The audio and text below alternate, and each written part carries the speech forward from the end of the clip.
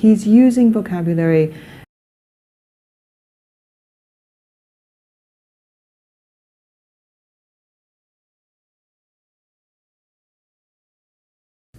Do you think there are social benefits of having a hobby? Yes, I think that it keeps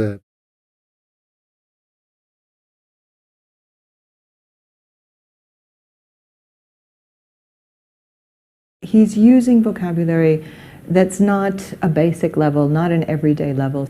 He was talking about salaries rather than pay.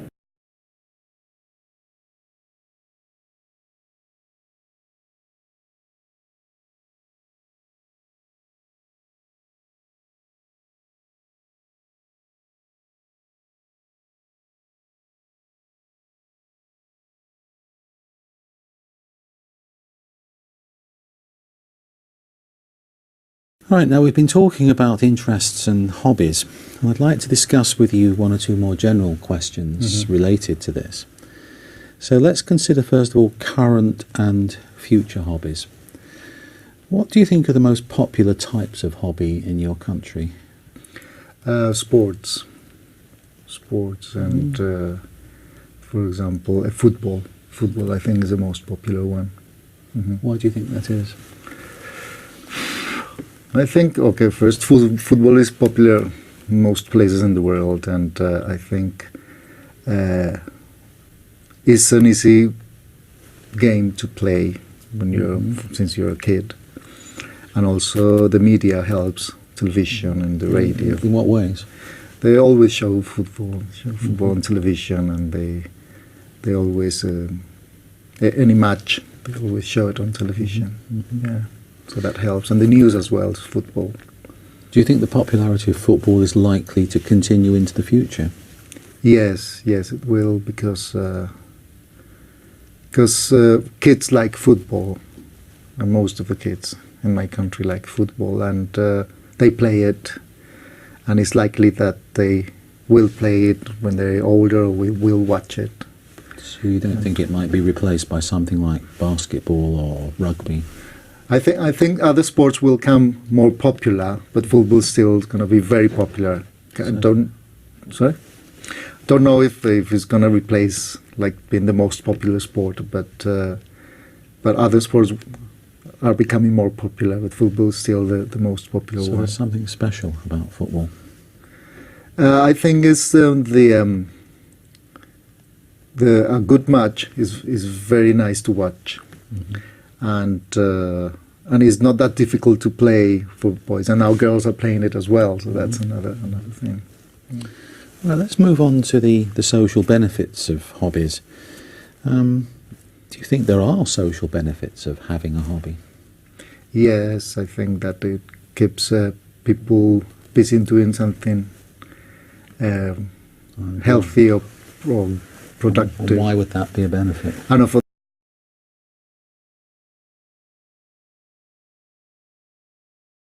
the society, and instead of doing maybe something that will hurt the society or something like that, especially for boys, that they can just use their free time doing something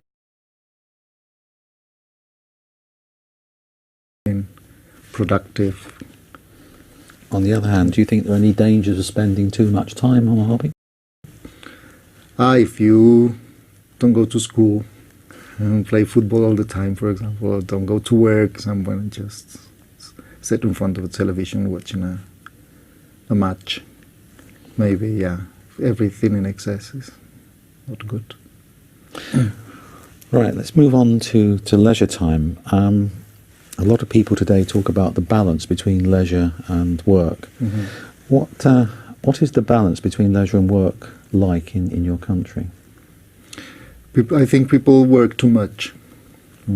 Okay, more than the leisure. Why do you think that? Why do you think people work too much? I think because I think salaries are not that high, and people need to work a lot to provide themselves, I think.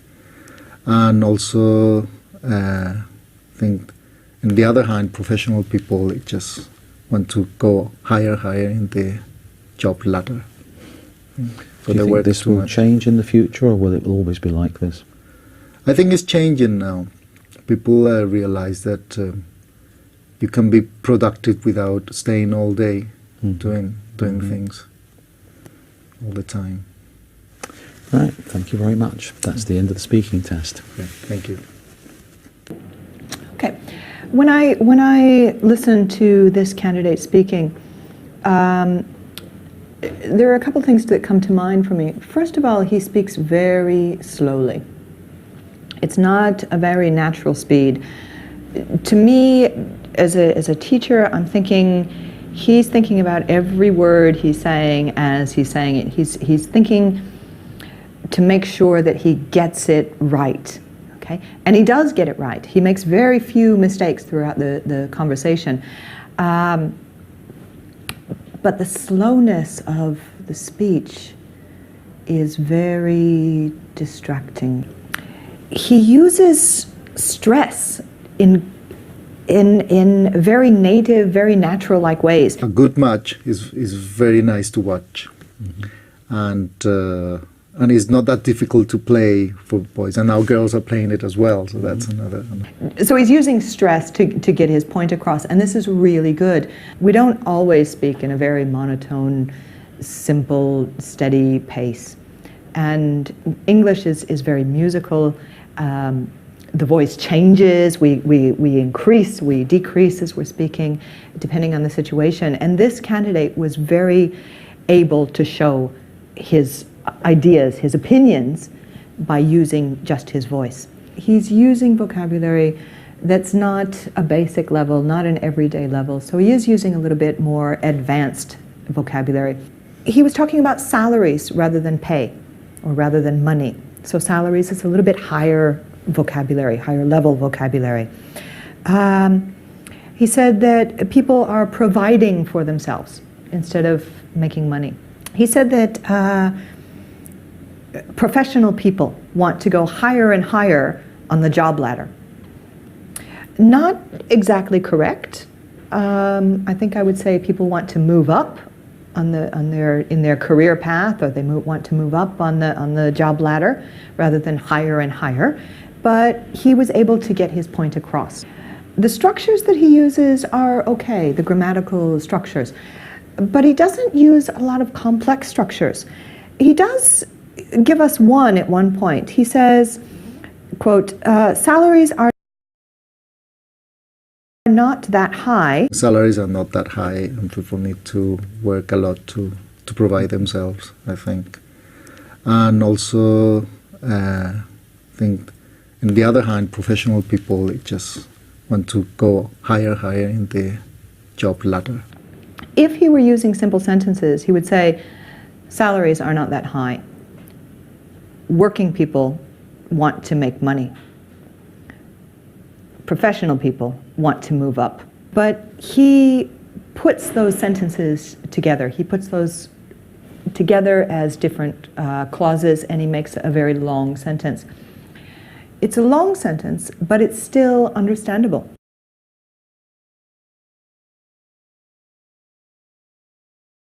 The examiner has said the same thing that I've just said. He's a little bit slow when he's presenting. The speech pattern is very slow.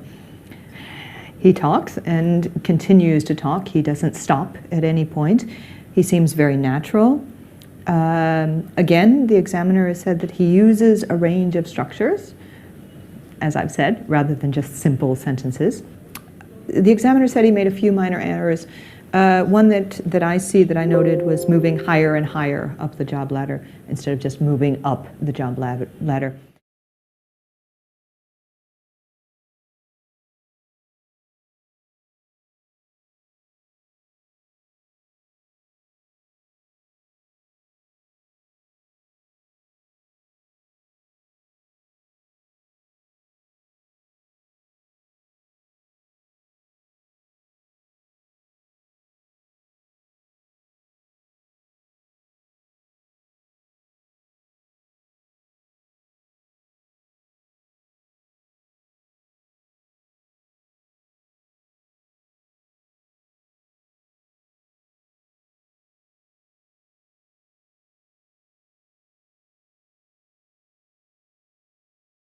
Another thing that I've seen with students over the years when they're doing practice tests with me is they get really nervous because they can't answer a question. I don't know anything about, I don't know, my favorite building.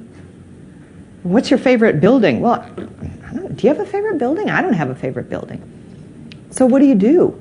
If you are given a topic that you do struggle with, then you can rephrase the question. Say this afternoon I've been asked to talk about the favourite car. My favourite car, if I could buy any vehicle or motorcycle, what car would I buy?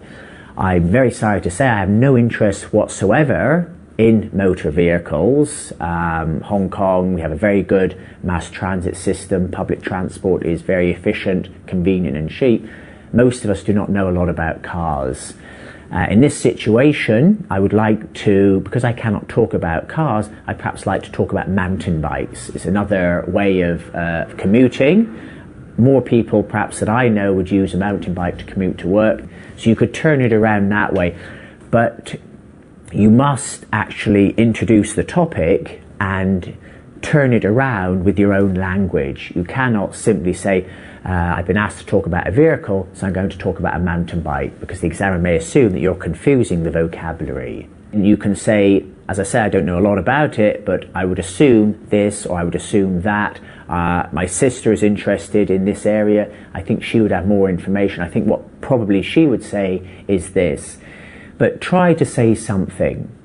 If you do say something and it's indirect or from a third party or a related subject, you may lose some marks from not being totally relevant, but you'll get more marks than if you just say, I don't know. I don't know would be the worst possible answer, or total silence. The questions on the speaking test are things that they all look like something that we could answer from personal experience. Yes, we have to expand on them. Yes, we have to talk about something that might happen in the future, or we might have to speculate on changes that are going to happen around us in some immediate time. But I think that everything in the test, every question that's being asked, we can draw upon our own experience. What makes a good restaurant for you? Then you can start off in general terms. I think a good restaurant, I think one of the most important things is location and the atmosphere and the environment. Well, for many people, general terms is more difficult than specific terms. And then after you give general information, atmosphere is important. I think one particular restaurant that is very good, that I find a good restaurant, is in the park. You have a lake, you have a pool, you have waterfalls. This helps to create a very comfortable, natural, enjoyable environment for eating. There also you have a good selection of food. It's not too expensive. My favorite building? Well, it's blue, and when it's closed, it's got these metal shutters that come down, and the shutters have little air holes on them, I suppose for circulation within the building itself. It's a very vivid blue color. The building it's an old structure. It doesn't have a lot of decoration to it, but the color of it is what's amazing to me. When I see the color of that building, I think of the sky in Greece when I went on holiday when I was 15 years old. I think of the water in the Mediterranean. I'm just describing the building that I saw on my walk over here to this location today. So I don't have a favorite building. And what I did was I took something that I saw and I related it to something from my past, and I put the two of them together. That's the kind of thing I think candidates should be thinking about. They should be thinking about their whole life experience and how they can fit something that they've done at some point in their life to answer that question.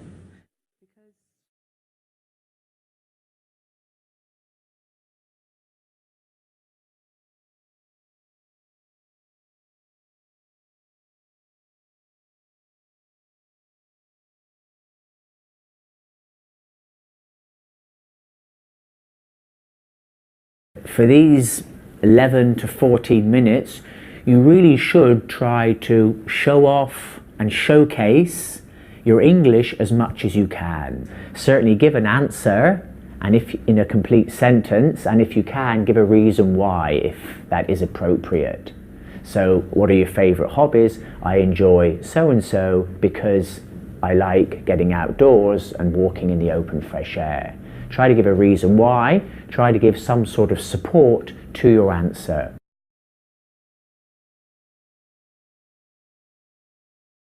If you find yourself using the same vocabulary again and again and again, you have to expand that vocabulary. And the only way you're going to be able to do that is to use different vocabulary. So a 30-minute clip recorded on a digital recorder like this of a conversation with a friend. Go to a thesaurus, look up other words, look at other vocabulary, and try to incorporate it into your daily language. That would be something to do a couple of weeks beforehand. That 1 minute is crucial. It really is. You should use that 1 minute, write down keywords. I think some examiners feedback that candidates try to write down sentences. You cannot write down more than several, half a dozen, maybe a dozen sentences at the most, and this will perhaps keep you going for 30 seconds. You simply do not have time to write down full sentences. Many of the topics for the long term, you are talking about something in the past. And many students, sometimes they will make mistakes between the tense selection. So they might be talking, for example, if you have a task, tell me what you did last weekend. Well, obviously, this 2-minute long turn, the majority of the information will be in the past. So the majority of your tenses should be past tenses.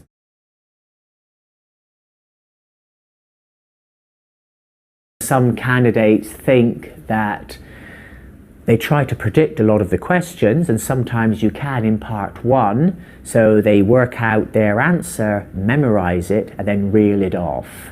Although you may have answered 3 questions in part 1 well, you have the rest of part 1, part 2, and part 3. And if the quality and standard of your English falls, then the examiner will know you've memorized the answer. And if he detects for 1 second you've memorized an answer, he will ignore it.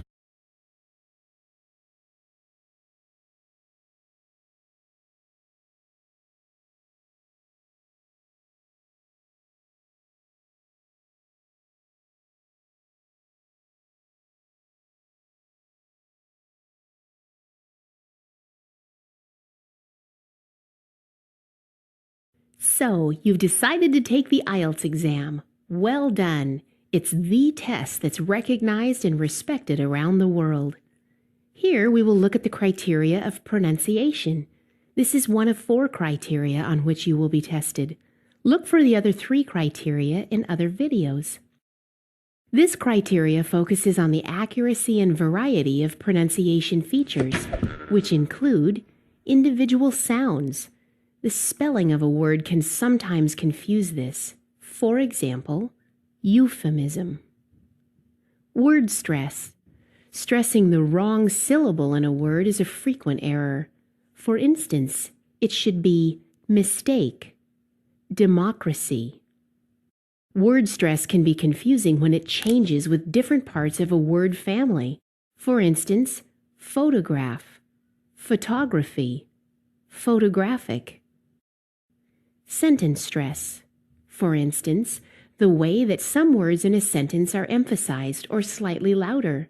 For example, if I were you, I'd go by bus. Intonation. The pitch of your voice changing as you talk. Monotone intonation is typical of someone who has memorized long responses. This may result in lower test scores. Chunking. Talking in a rhythm which delivers chunks of words with short silences in between.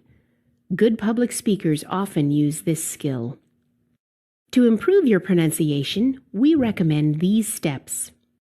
The first step is to find out how English intonation, sentence stress, and rhythm differ from your native language. Ensure you understand the effect of sentence stress and intonation on meaning. Then practice using these in different ways. Refer to a dictionary to confirm the correct word stress if you are unsure. Listening to a variety of authentic English sources will help you become familiar with a range of pronunciation features. For instance, listen to the BBC Radio or the Voice of America in whatever subjects interest you. Even if you're not listening closely, having the radio or television on in the background can help attune you to the rhythm and intonation of another language. Don't rush when you speak. That's a common mistake. You might skip sounds or words. It's better to speak clearly. Recording yourself can be very useful. Try to apply what you've learned about the different features of pronunciation in English. Chunking is a particular skill you can develop by recording yourself. The face-to-face nature of the IELTS speaking test encourages you to develop the skills you will need to interact successfully with English speakers. For more information, please see the other speaking test videos, Fluency and Coherence, Lexical Resource, and Grammatical Range and Accuracy.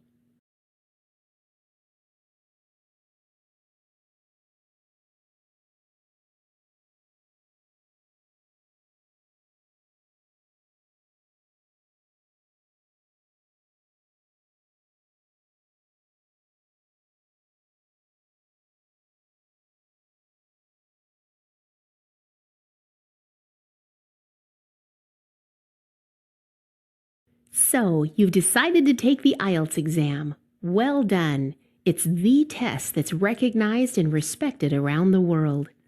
Here we will look at the criteria of pronunciation. This is one of 4 criteria on which you will be tested.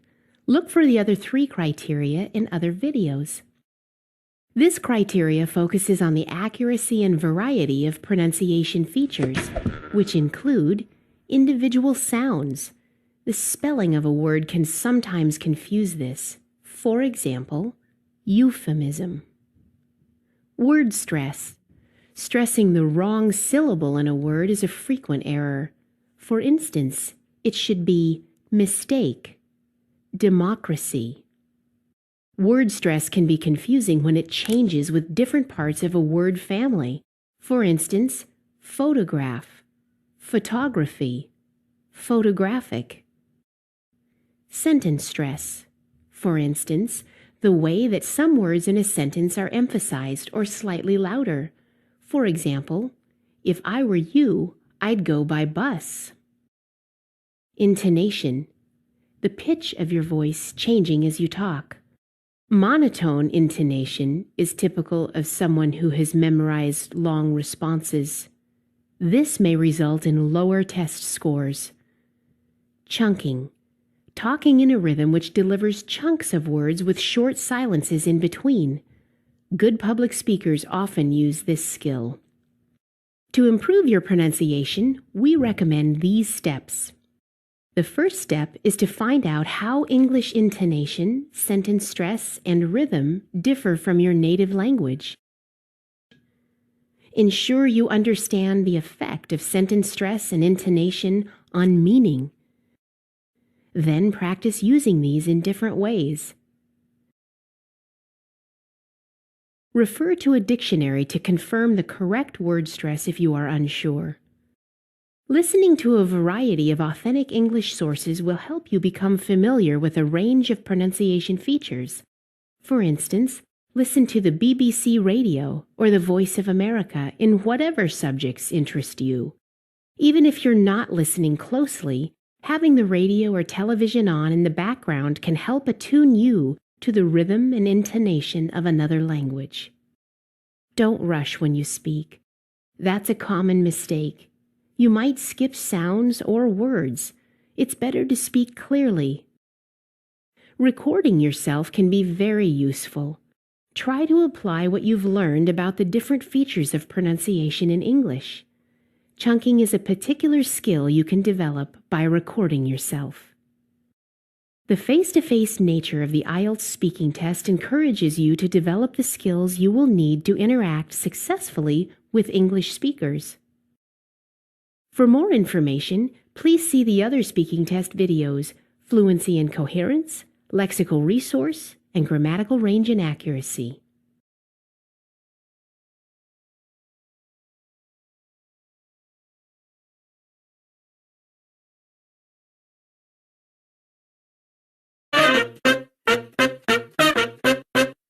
Let's get started.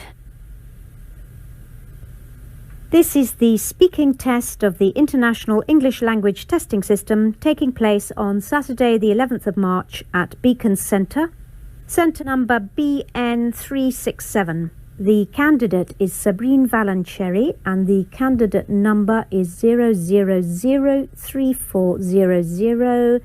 The examiner is Carol Kennedy and the examiner number is 433816.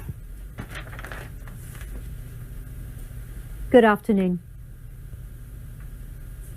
What is your full name, please? My full name is Sabrine Valancheri. And what should I call you? You can call me Saba. May I see your identification, please, Saba? Yes, here it is.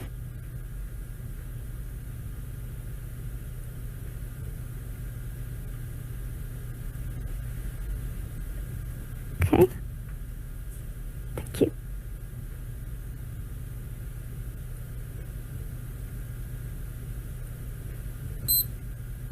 Now, in this first part, I'd like to ask you some questions about yourself. Let's talk about where you live. Where do you live in your country? I live in Hyderabad, which is the capital of Andhra Pradesh, in the southeast of India. It is a very big city. About 7 million people live there. And is it an interesting place to live? Oh yes, a very interesting place to live. Hyderabad has a very long history. So there are lots of ancient forts, mosques and other monuments. There is a very beautiful lake and there are also lots of wonderful markets. And will you live in Hyderabad in the future? Yes, I think once I finish my studies here, I'll go back to Hyderabad. My husband is from Hyderabad too, so I think we'll stay there. Now let's talk about hobbies and interests. What hobbies and interests are popular in your country? People have many different pastimes in my country. I think the most popular these days are things like gardening and do-it-yourself, which is when people, usually men, make things for their home. I think women tend not to have too many hobbies. You can't really call shopping a hobby. I think in the past, women used to fill up the leisure time that they had with craft activities, but sewing and knitting aren't so common these days.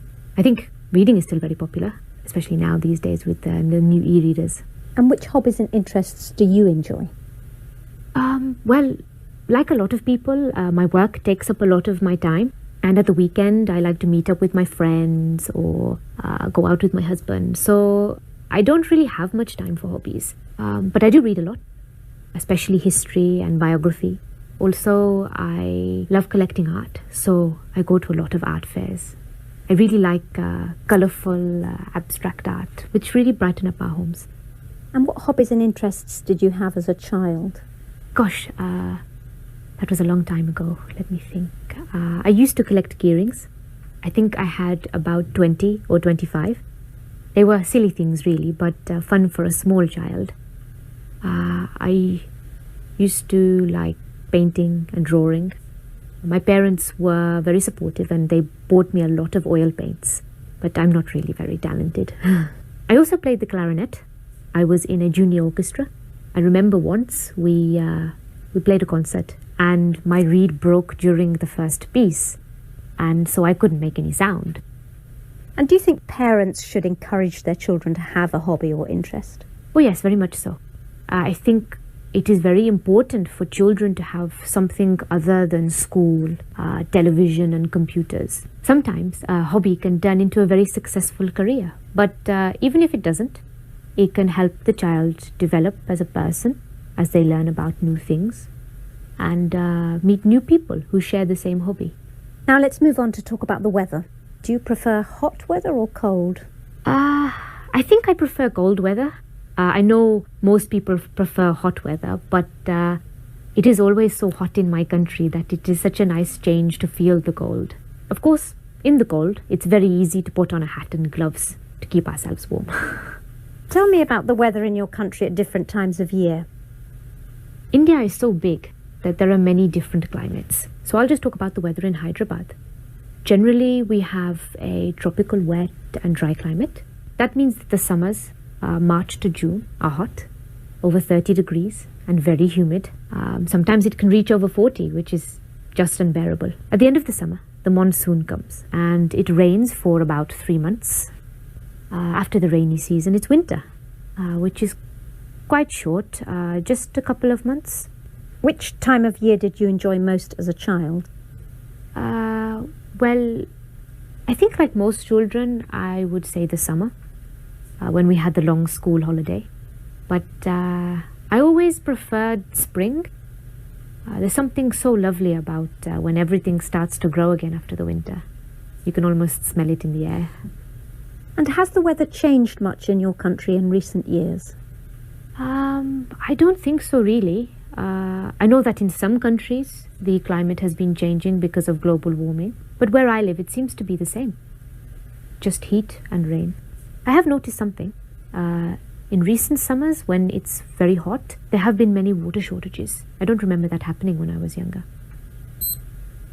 Thank you. Now I'm going to give you a topic, and I'd like you to talk about it for 1 to 2 minutes. You have 1 minute to think about what you're going to say, and you can make some notes if you wish. Do you understand? Yes. There's your paper and pencil. And here's your topic. I'd like you to describe a gift or present that somebody gave you recently.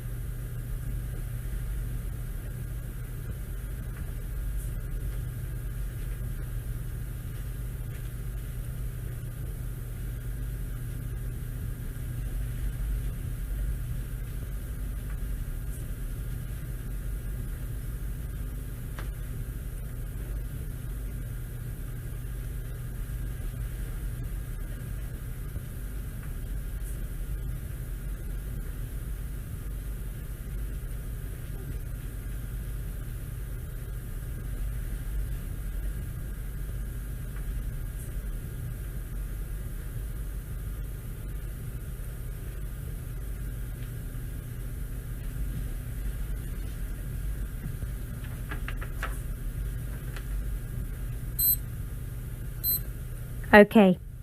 Now you have 1 to 2 minutes for this, so don't worry if I stop you. I'll let you know when the time is up. Could you start speaking now, please?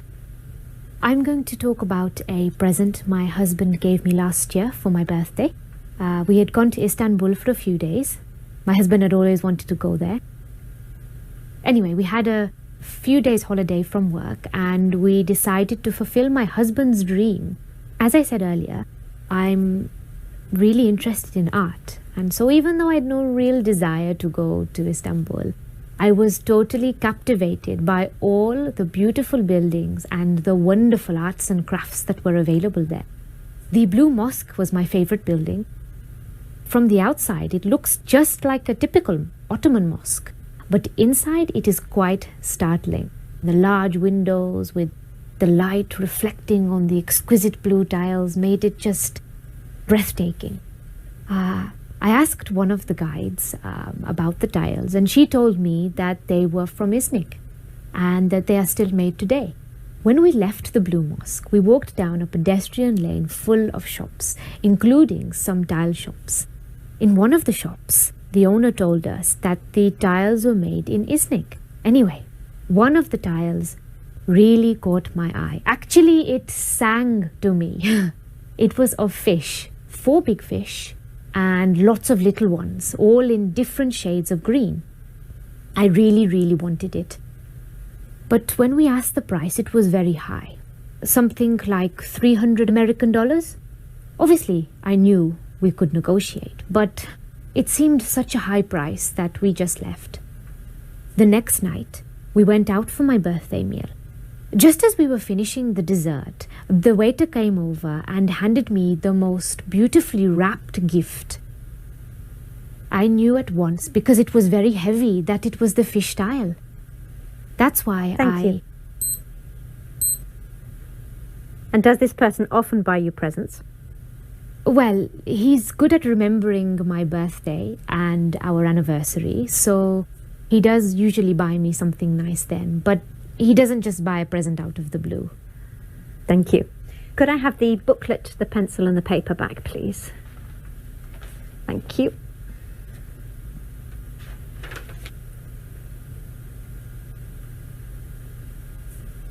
Now, you've been telling me about a present you received, and I'd like to ask you some more general questions related to this. So let's talk about attitudes to gifts. Can you tell me something about how people feel when they receive a homemade gift and when they receive a shop-bought gift?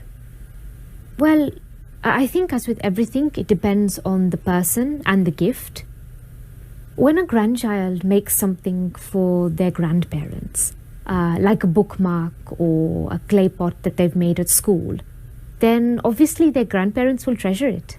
For adults, I think it's a bit different. If people are going to give homemade gifts, then they need to be of really good quality. Why do you say that? Well, when children make things, it's the thought that counts. But when it's adults making things, it has to look like the present is a proper present, rather than something they've made just because it's cheaper. Of course, the thought still counts, and in many ways, our time now is more important or precious than money. So if somebody has spent a lot of time making a gift, it will mean a lot. But if someone has made some chutneys or pickles or some other type of food, then it has to be edible and taste nice as well. So what about shop-bought gifts? Most gifts these days are shop-bought, and there isn't really anything wrong with that. What is important, I think, with a shop-bought gift is that the person buying the gift should spend some time thinking about what the other person would really appreciate. It's no good a husband going into a perfume shop and buying the first perfume he likes. He needs to see what perfume his wife is wearing. That shows his wife that he's paying her attention. And do you think that children get more pleasure receiving gifts than adults do? Yes and no. Obviously, children love receiving gifts, but children do generally get a lot of gifts. Children these days are spoiled and they get too many gifts. So the more gifts they get, the less they value them. Adults, on the other hand, generally have the resources to buy things for themselves. So if they really want something, they can buy it. Of course, this then makes present buying for adults much more difficult. But of course, there are things that we like that we can't really afford, or we can afford them but can't justify their expense. What sort of things are you thinking of? For women, it might be perfume or a day at the spa or a new pair of party heels. For men, usually something to do with their hobbies or books or CDs. Do you think that more people get more pleasure giving or receiving gifts? This is a tricky one. Why? Well, I think most people get pleasure out of both. Of course, it depends.